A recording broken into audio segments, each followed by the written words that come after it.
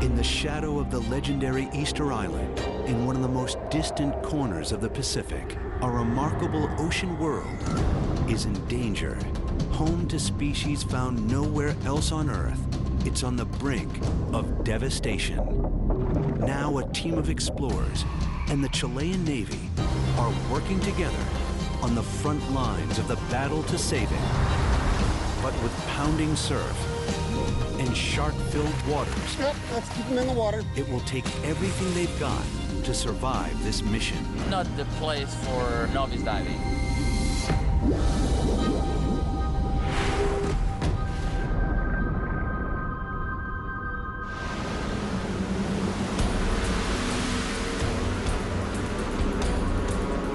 National Geographic explorer Enrique Sala is getting ready to undertake one of the biggest challenges of his life. We're going to get on land through that rock. This is nuts. Getting ashore is just the first part of the mission. Enrique's team is here to save a remarkably rich marine sanctuary just a few kilometers from the barren waters of Easter Island. But this place doesn't welcome visitors, no matter how well-intentioned. Enrique's heading into dangerous territory.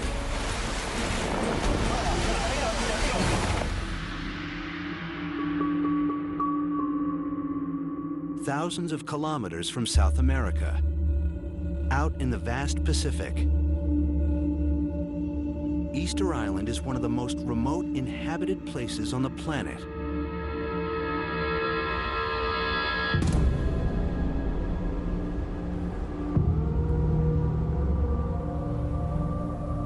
Its history still confounds scholars. So too its mysterious Moai statues. 887 figures built centuries ago. But today, Easter Island has a problem. The native people, called the Rapa Nui, depend on the sea. But now, the fish are disappearing. Enrique and his team have come to investigate. So we're here with Boris, one of the spearfishing champs of Easter Island. Mira, hace 6 años yo fui al otro lado a un movie. Boris saying that when he started spearfishing, he didn't have to go deep. On the shallows, he was able to catch amberjack, blackjack. But now, it is very difficult to see those schools and to see the large fish. So he has been forced to go deeper and deeper and deeper to be able to catch the same type of fish.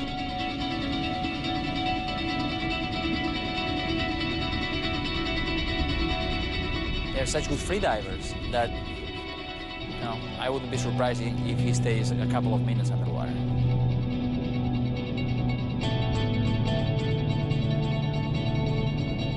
There has been a clear decline, not only in the abundance, but also in the size of the individual fish and the size of the schools of fish. Boris comes up empty, which has been happening a lot recently. With each passing day, the fishermen here are seeing fewer and fewer fish. Less work for them, less food for the entire island. On Easter Island, resources are limited. Once, this island was covered by lush forest, but by the 1700s, it was almost treeless. The Rapa Nui are worried the same thing might be happening in the sea. If they did the same thing underwater, sharks and other large marine animals may be gone. And when they go, it means the other fish won't be far behind. Easter Island is home to over 150 species of marine life found nowhere else in the world. Enrique wants to find out how much trouble they're in. He knows he'll have to act fast. Once we got here, things looked worse than we imagined. The whole ecosystem is in trouble. All of the bottom here of these shallow pools is covered with this brown algae. I can see some corals, but I cannot see any fish. So it's basically an algal forest devoid of fish. To figure out how to bring life back to these waters before all the fish are gone, Enrique and National Geographic are teaming up with Alex Munoz Wilson of Oceana, Chile. The first step, a full-scale scientific expedition to evaluate these waters. They're joined by scientists from all over the world. Given the urgency and the pressing time frame of the expedition, even the Chilean Navy is taking part with a remarkable offer to help. An 80-meter patrol vessel, the Comandante Toro, and its crew. So far, it's the biggest diving boat I've used. With a dozen divers and hundreds of dives planned, this boat makes the entire expedition possible. Yes, they'll be right on top. For the team, the mission is clear. To get these waters protected before all the fish are gone, but to do it, they'll have to come up with the data to prove the government must take action soon.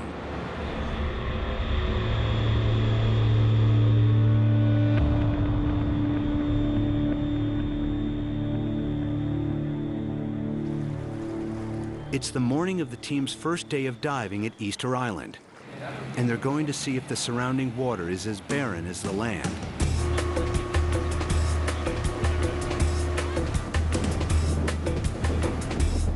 Enrique is concerned about what he'll find.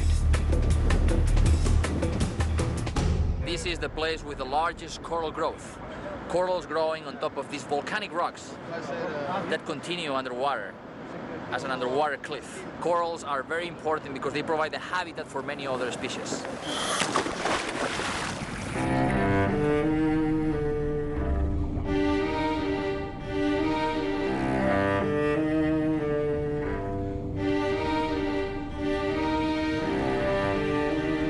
The key is to see sharks and other big fish, and that means that the ecosystem is healthy. Seeing sharks underwater is like seeing lions in the African plains. This means that there are enough fish out there to be able to support the population of these top predators.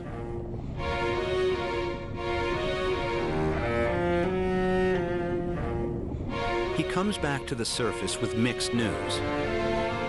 The entire bottom is covered with healthy coral. It's so beautiful. The habitat is really fantastic.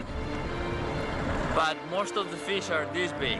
I didn't see a single large fish.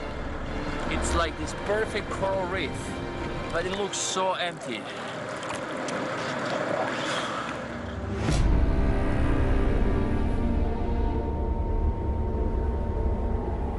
To find out how this iconic island got this way, Enrique and Alex meet with a local archaeologist who's been here for decades. So we're here with Edmundo Edwards, who's the world authority on the history and the culture of Easter Island. I remember here in the 1960s, you would get up in the morning, you would just look and see where the birds were, and you would go out and you would have tuna fish all the way to the horizon, but just packs and packs of tuna fish. It was like a silver sheet moving like that under the ocean, sometimes for miles. Now, you go out, if you see one tuna fish, if you catch one tuna fish a day, you're a happy fisherman. Later years, people... Edmundo knows the problem's getting worse recently. All around the island. So that's why I'm sure you can dive here for months and you won't see a shark, because there's no gray sharks left on this island. There's no lobsters left on this island, because everything is being overfished.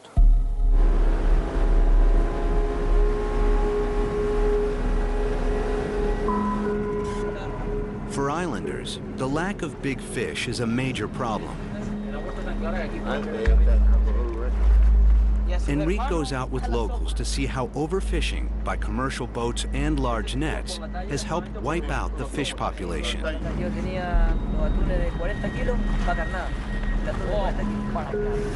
We've heard all those stories about the depletion of fish on Easter Island, and one of the main culprits seems to be fishing with these trommel nets.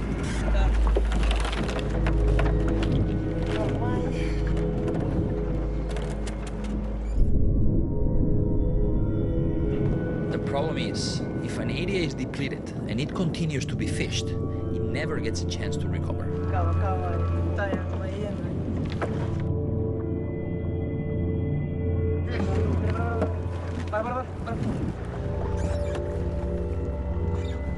one small nanui is all they'll find this morning.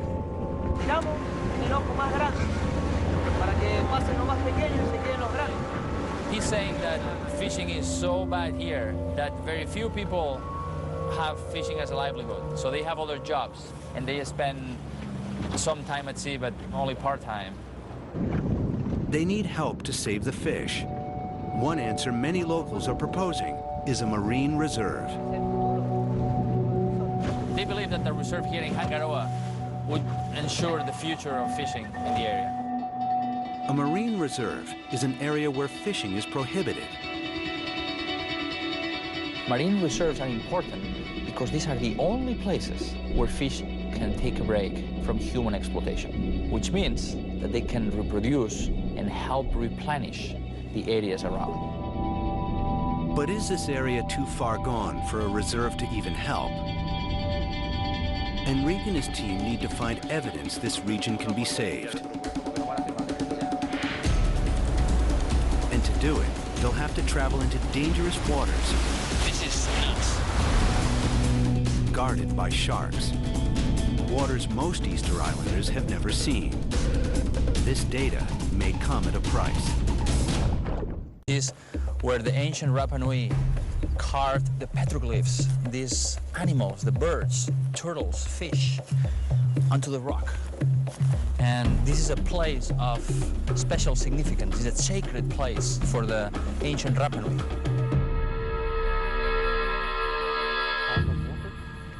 All seasons for fishing and everything were dictated by the raising or setting of certain stars. And priests would come to these places that were considered sacred, and they would make ceremonies to propitiate fishing. And here you have. But these days, the situation is getting worse and worse. The carvings show how critical the fish have always been to the Rapa Nui. Last week, I think they didn't catch any. 40 boats going out every day. Well, that's it. No more fish. Like many Easter Islanders, Edmundo is worried they've reached the end of the line. The remains of the house are just. But the altar does offer one hope. There are several birds here. A very special carving. And there is the Birdman. The Birdman was part of a cult that worshipped the god Make Make, the creator of humankind. The god made his home on a small island called Motu Motiro Hiva. There's a name for an island. It's called Motu Motiro Hiva. That supposedly is the name of Salas y Gomez. Sala y Gomez may just be what they're looking for. It's an even more isolated island on the other side of the same ecosystem, 400 kilometers away. It's supposed to be everything Easter Island isn't these days. Uninhabited, untouched, overflowing with fish. One of the goals of Enrique's trip is to compare the two islands, What's the name in Chilean? to see how the marine life may be flourishing at the unfished end of this ecosystem. And to do it, he wants to bring a local with them. As I look at the fish carved on the rocks, I realize that we cannot explore Sala y Gomez without bringing a descendant of the Rapa Nui so that we can fully understand the cultural significance of the island. And Edmundo pointed us to the perfect candidate.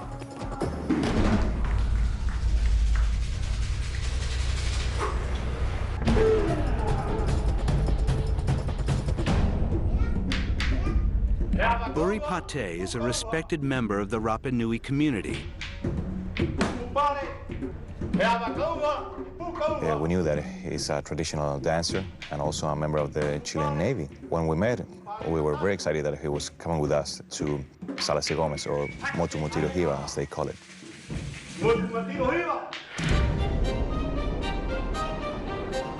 The Comandante Toro embarks on its 20-hour journey to Sala y Gomez for the second phase of their mission.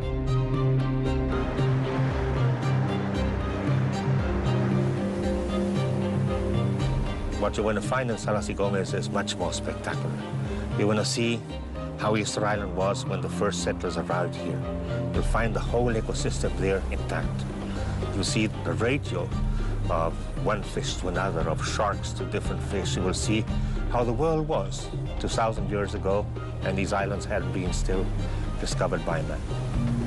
They can only hope it's true, because Sala y Gomez holds a special place in the hearts of the Rapa Nui.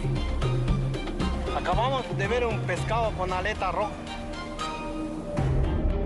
Just 4 months before this expedition, the Chilean government formed a marine protected area near Sala y Gomez, a zone where fishing is outlawed.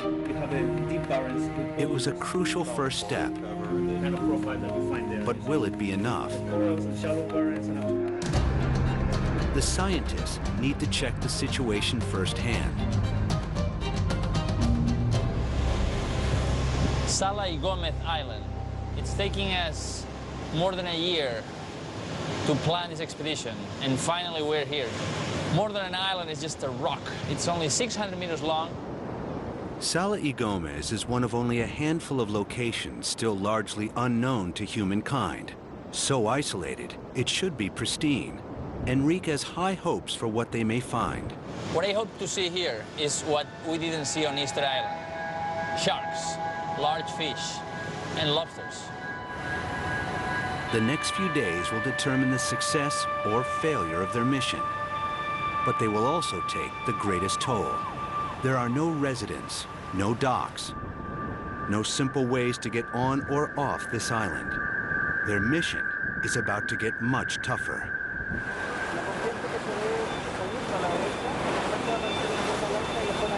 Arriving at Sala y Gomez, the team wastes no time to do the first ever scientific exploration of this unique site.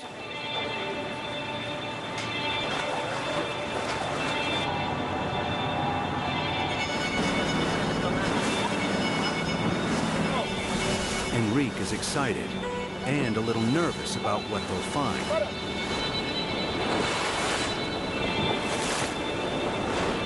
Our first dive at Sala y Gomez Island. Let's see what we find. The surface conditions are intense. This is no place for beginners.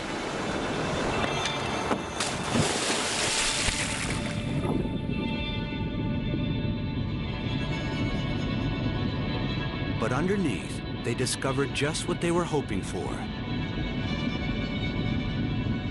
This is exactly what we were hoping to find. Sharks, trevally, large amberjacks, lobsters, healthy corals in crystal clear water. This is a perfect example of a healthy marine ecosystem. I went down with Michelle to an arch at 30 meters. Beautiful arch you can see through. Outside there were 15 Galapagos sharks.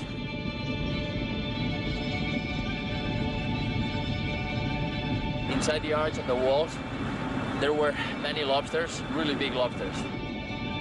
The lobsters here are much larger than ever seen before.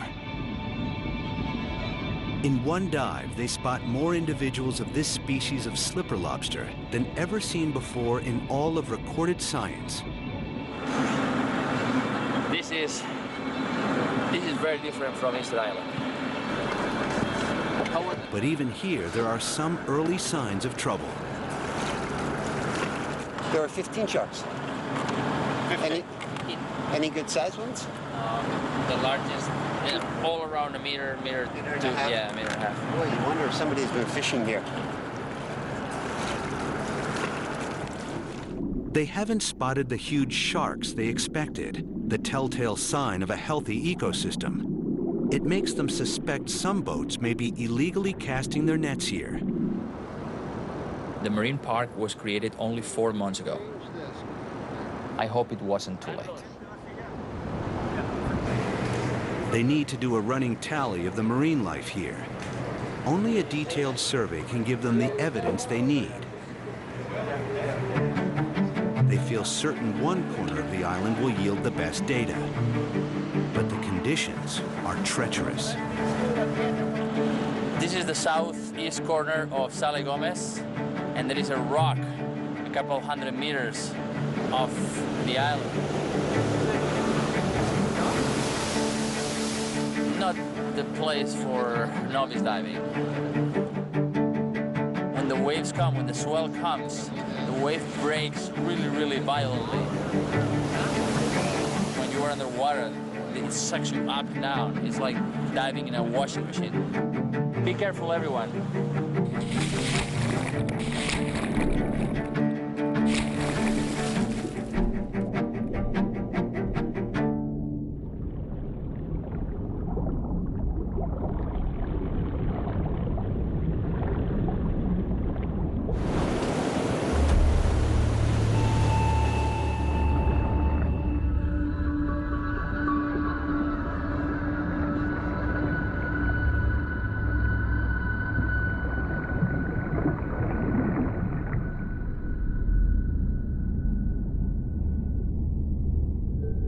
And the currents aren't the only danger. But we have to remember that we work in an environment full of sharks. Most of the time, they are shy. But this is their world, not ours.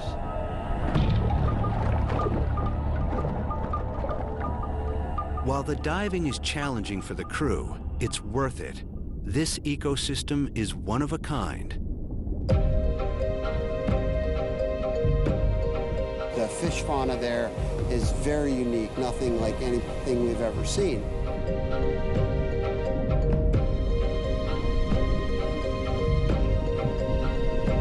More than that, these waters show a healthy balance. Proof this marine reserve is working. There's still a large number of sharks, a large number of jacks, so the system is still predator-dominated. Many of these large predators have been removed from the vast majority of reefs around the world. So it's very rare to be able to find reefs where these large predators still dominate. That was pretty phenomenal.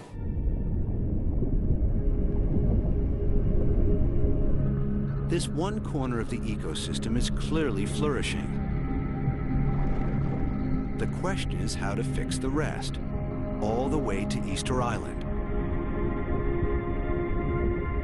Enrique believes the solution begins here at Sala y Gomez.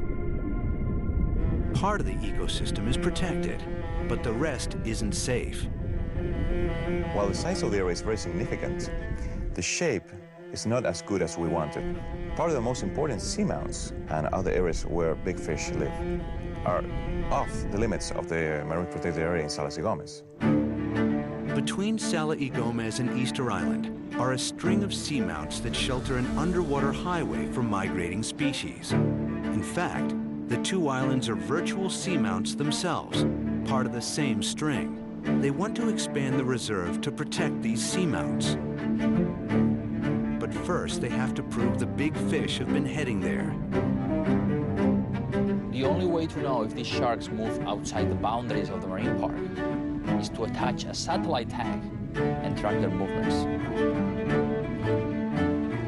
The tag will show them exactly where the sharks are going. These are the pop-up satellite tags we've been using to try to track the movement of sharks. This anchoring device goes into the musculature of the shark just below the dorsal fin. And once this pops off, this will float to the surface and it'll transmit information that was acquired during the whole period of time it was underwater to a satellite. Okay. But catching a shark is not for the faint of heart. And even when you do catch one, it's not easy to hang on to.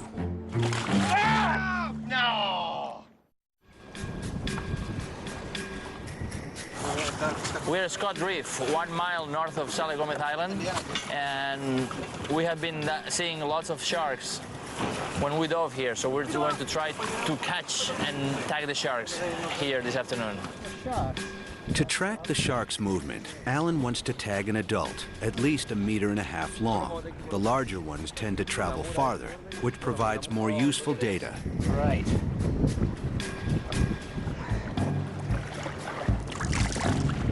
The first step is to lure the sharks in. This is a good amount of fish blood that we're going to pour in.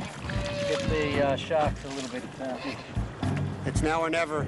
This is the perfect time of the day for sharks to be feeding. We've got a lot of sharks behind the boat. We've seen one or two good-sized sharks coming up looking interested, but then going back down deep again. So now's the time to just bait up as heavily as we can, and hopefully we can pull one or two nice-sized ones in before the sun goes down.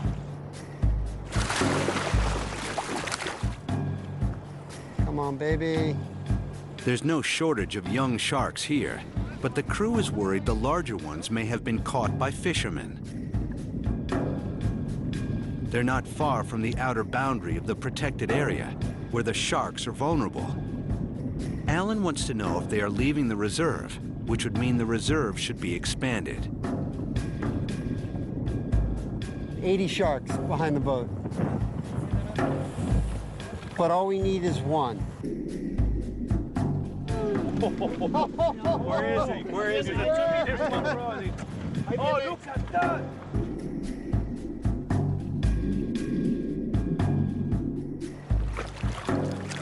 As the sun begins to set, the only sharks biting are the little ones.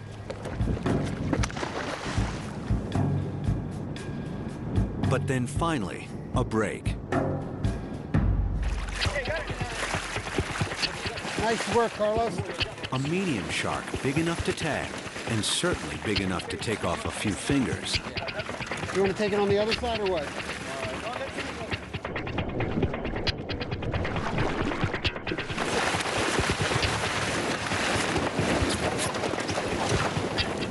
I think he's going to have to be a keeper. Yeah, he's pretty robust. He'll work.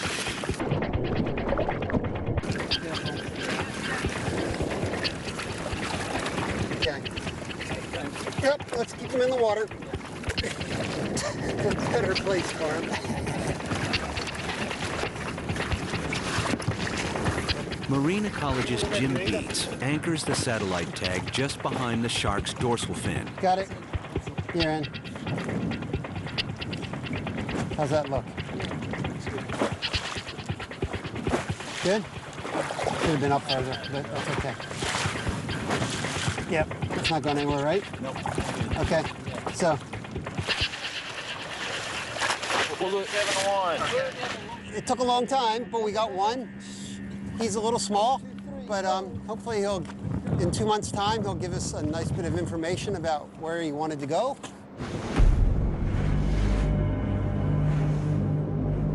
The next day, the team gets an unexpected shock. Right here.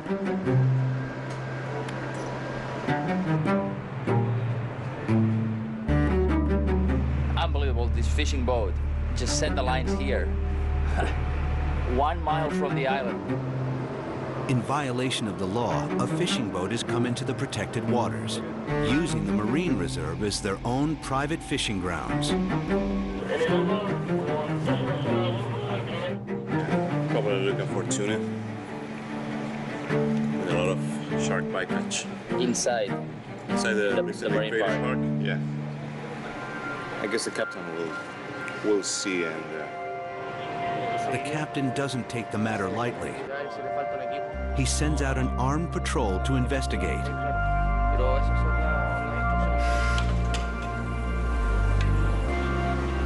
They are clearly fishing illegally inside the park. The Chilean Navy is now doing an official enforcement patrol, and they wouldn't allow our cameras on board, so we cannot know what's happening right now. We'll have to wait until they come back and see what happened there. The soldiers return with interesting news. They caught the men on the boat red-handed. The Navy found some tuna on board of the fishing boat. They issued him a ticket and showed him that he was fishing illegally inside the marine park that was created last year. According to the captain, the fishermen will have to pay a large fine. Enrique hopes they'll spread the word that it's not worth fishing near Sala y Gomez. The next morning, they decide to land on the island itself to study another indicator, the inland pools. But it won't be easy. Well, this is the moment we've been waiting for. we're going to jump on the island, on Sala y Gomez. The sea is not too calm, but we'll try. We want to look at the pools that are replenished with seawater and compare them with the pools that we saw on Easter Island.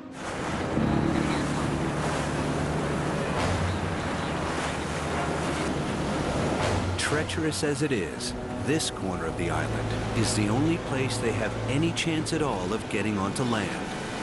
Subir aquí es de locos.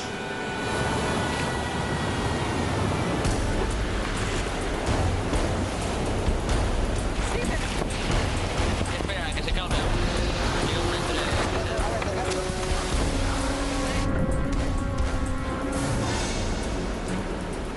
We're going to get on land through that rock. This is nuts.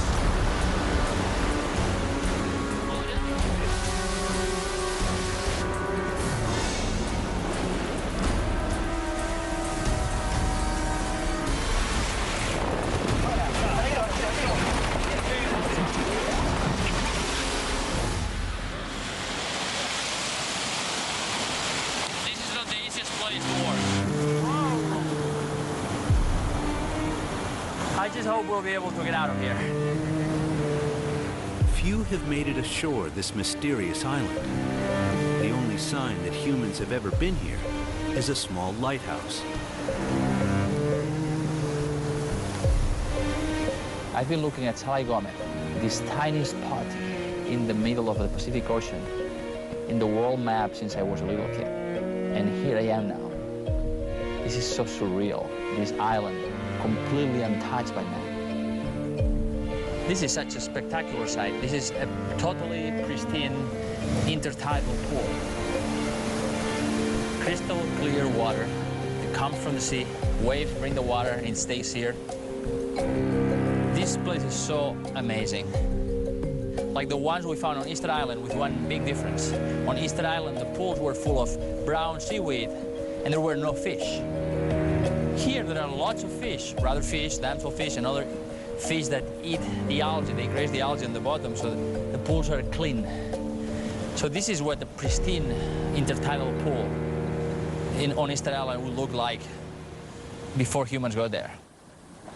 I've never seen anything like this in my life.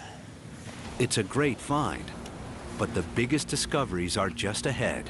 Slowly release. As the team launches into an area never before seen by man. On shore at Sala y Gomez, Enrique is joined by Uri, the Rapa Nui representative. For him and his people, this is a sacred place. This was the home of the Maki Maki god. And now Uri is going to do a purification ritual. So we're going to be part of that ceremony.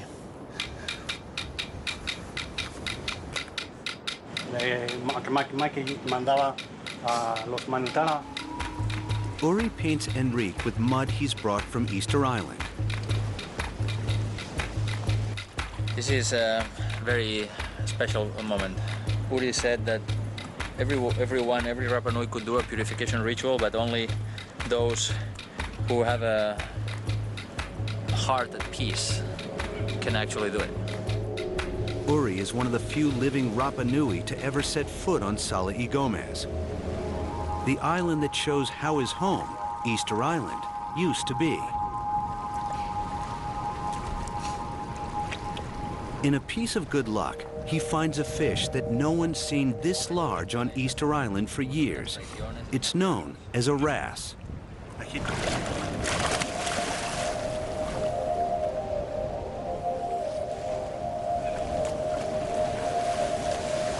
Enrique joins Uri in a moment of celebration, a ritual call to the ancient gods.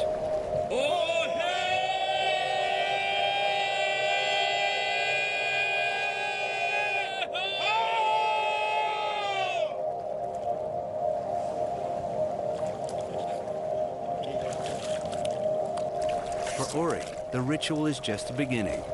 Arriba de Mutumatiro, que era una isla lleno de felicidad, lleno de pájaros, lleno de pescado, lleno de tiburones. That was very, very emotional. And he collected this gorgeous wreath that the god Maki Maki gave to him, and he's going to take it to an elder, to an old lady on Easter Island. For Enrique's team, there's still work to be done underwater.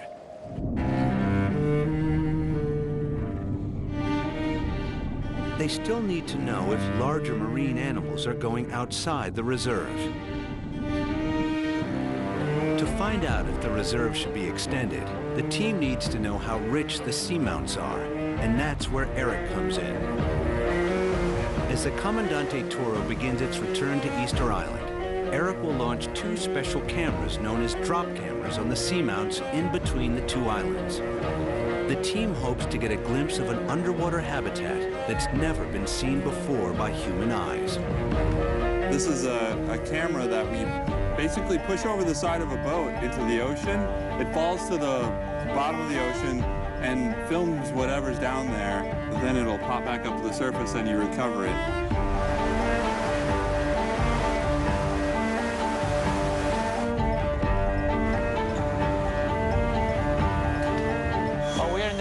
Pacific Ocean, halfway between Easter Island and Sala y Gomez. All around us, there are 3,000 meters of ocean, but now we are at the top of an underwater mountain that comes to about 200 meters from the surface. We're going to drop one of these cameras on the top of the seamount for the first time to see what marine life lives here, right outside the edge of the Sala y Gomez Marine Park. Okay, slowly release. 1, 2,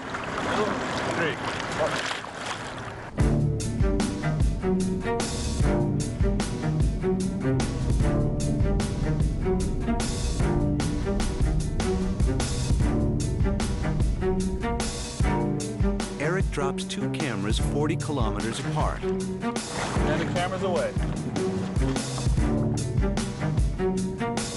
I'm just recording the time and the location of our deployment so that we know where and when to pick it up. 3.5 hours later, the cameras reappear. For Eric and the crew, it's their first window into the deep ocean between the islands. What brand new species, what crucial data may be hidden there? Then Enrique and Alex get a remarkable audience on the mainland.